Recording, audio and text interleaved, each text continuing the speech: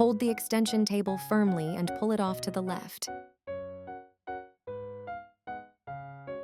Take out the bobbin case holding the latch.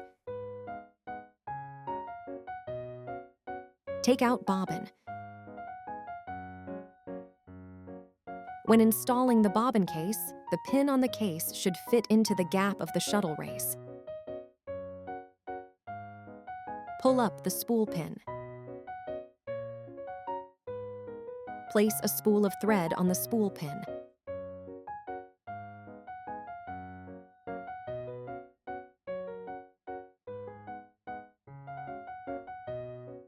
Place it through the thread guide. Place bobbin onto the bobbin wider shaft with end of thread coming from top of bobbin. Push bobbin winder shaft to the right until it clicks. Turn on the sewing machine. The bobbin starts winding when the foot pedal is lightly pressed. Trim the excess thread from the head of the line. The bobbin will automatically stop turning when completely filled.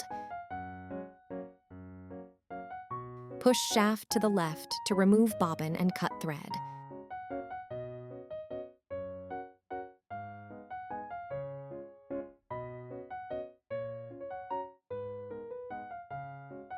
Install the bobbin into bobbin case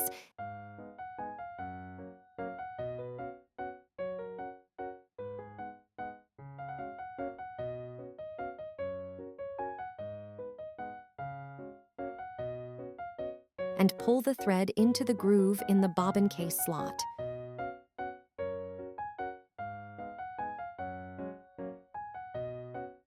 When you pull the thread, leave about 4 inches of the thread hanging out of the bobbin case.